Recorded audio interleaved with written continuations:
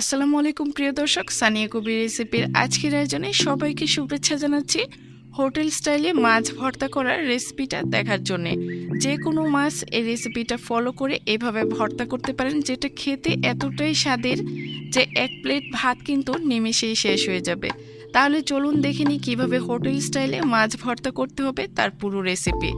মাছ ভর্তা করার জন্য আমি এখানে রুই মাছ নিয়েছি 5 পিস। মাছগুলো রেগুলার কাট করে কেটে খুব ভালোভাবে ধুয়ে পানি ঝরিয়ে নিয়েছি। তবে রুই মাছের পরিবর্তে যে কোনো মাছ দিয়ে কিন্তু এই ভর্তাটা করা যাবে। এখন এই মাছের মধ্যে অ্যাড করে দিচ্ছি 1 টেবিল চামচ পরিমাণ লাল মরিচের গুঁড়ো, দিয়ে দিচ্ছি 1 চা চামচ পরিমাণ হলুদের গুঁড়ো, আর দিয়ে দিচ্ছি স্বাদ মতো লবণ। এখন হাত দিয়ে মশলাগুলো মাছের সাথে খুব ভালোভাবে মেখে নিচ্ছি। তবে হাতে যদি সময় থাকে তাহলে এই মশলাটা মেখে নেওয়ার পর মাছগুলোকে রেস্টে রেখে দিতে পারেন 20 থেকে 30 মিনিটের মতো। এই তো মশলাগুলো মাছের সাথে খুব ভালোভাবে মেখে নেওয়া হয়ে গিয়েছে। এই পর্যায়ে মাছগুলোকে ফ্রাই করে নিচ্ছি। চুলায় একটি প্যান বসিয়ে দিয়ে 3 টেবিল চামচ পরিমাণ দিয়ে দিচ্ছি সরিষার তেল। তেলটা গরম হয়ে আসার পর আগের থেকে যে মাছগুলো মশলা মেখে রেখেছিলাম সেগুলো দিয়ে দিচ্ছি। চেষ্টা করবেন সরিষার তেল দিয়ে ভর্তাটা করতে, এতে ভর্তার টেস্টটা কিন্তু অনেক ভালো আসে। তবে চাইলে সয়াবিনের তেল আর সরিষার তেল মিক্সড করেও কিন্তু এই ভর্তাটা তৈরি করা যাবে। প্রায় 3 থেকে 4 মিনিটের মতো মাছের একটা পাশ ভেজে নেওয়ার পর মাছগুলোকে উল্টিয়ে দিয়েছি। আর এই পাশটাও আমি 4 মিনিটের মতো ভেজে নেওয়ার পর হালকা লালচে হয়েছে তখন মাছগুলো প্যানের থেকে উঠিয়ে নিচ্ছি। মাছগুলো বেশি কড়া করে ভাজতে যাবেন না, এতে ভর্তাটা অনেক বেশি ড্রাই হয়ে যাবে। এখন এই প্যানের মধ্যে আমি আরও অ্যাড করে দিয়েছি 3 টেবিল চামচ পরিমাণ সরিষার তেল। এখন 6 থেকে 7টার মতো শুকনা মরিচ দিয়ে মরিচগুলোকে লালচে করে ভেজে নিচ্ছি। এই তো মরিচগুলো ভাজা হয়ে গিয়েছে। এই পর্যায়ে প্যানের থেকে মরিচগুলোকে উঠিয়ে নিচ্ছি।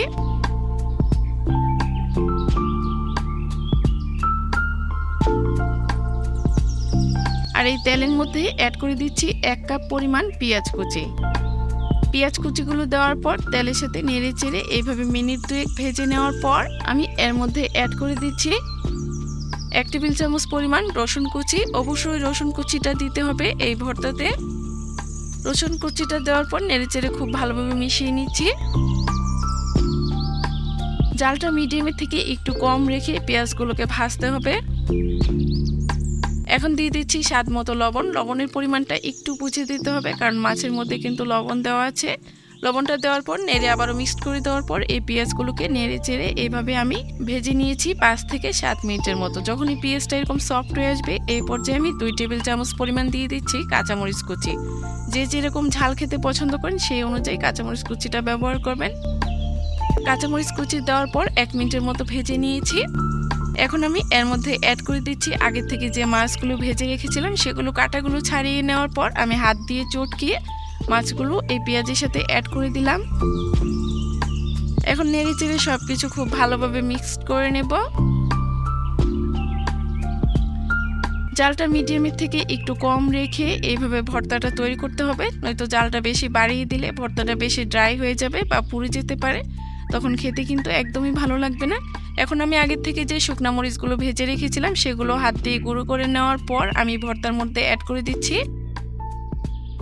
এই পর্যায়ে যে যেরকম ঝাল খেতে পছন্দ করেন সেই অনুযায়ী মরিচের গুঁড়োটা ব্যবহার করবেন। এখন সবকিছু নেড়ে চেড়ে খুব ভালোভাবে মিক্সড করে নেওয়ার পর 4 থেকে 5 মিনিট এইভাবে আমি সবকিছু ভেজে নিয়েছি। এখন আমি এর মধ্যে অ্যাড করে দিচ্ছি স্বাদ মতো ধনিয়া পাতা কুচি। ধনিয়া পাতা কুচিটা দেওয়ার পর আমি বেশি নাড়াচাড়া করব না। 1 মিনিটের মতো ভেজে নেওয়ার পর কিন্তু আমি চুলা থেকে এই ভর্তাটা নামিয়ে নিব। এই তো আমার ভর্তাটা কিন্তু একদম রেডি হয়ে গিয়েছে। এই পর্যায়ে এই ভর্তাটাকে সার্ভ করে দেখিয়ে দিচ্ছি মাছ ভর্তাটা দেখতে কেমন হয়েছে। দেখতে যেমন লোভনীয় লাগছে, খেতেও কিন্তু মাশাআল্লাহ খুবই মজার হয়েছিল। এইভাবে বাসায় হোটেল স্টাইলে এই মাছ ভর্তাটা করতে পারেন, যেটা খেয়ে সবাই অনেক বেশি পছন্দ করবে। আর গরম গরম ভাতের সাথে এটা সার্ভ করলে 1 প্লেট ভাত কিন্তু নিমেষেই শেষ হয়ে যাবে। তাহলে আজকের এই হোটেল স্টাইলে মাছ ভর্তা করার রেসিপিটা কেমন লাগলো অবশ্যই কমেন্টস করে জানাবেন। ভালো লাগলে একটা লাইক দিয়ে ফ্রেন্ডস এবং ফ্যামিলির সাথে শেয়ার করবেন। আর এরকম আরও নতুন নতুন রেসিপি পেতে অবশ্যই আমার চ্যানেলটা সাবস্ক্রাইব করে রাখবেন। চাইলে আমাদের ফেসবুক পেজটাও ফলো করতে পারেন, লিঙ্কটা আমি ডিসক্রিপশন বক্সে দিয়ে দিব। তাহলে আজকে এখানেই বিদায় নিচ্ছি। সবাই অনেক বেশি ভালো থাকবেন। আল্লাহ হাফেজ।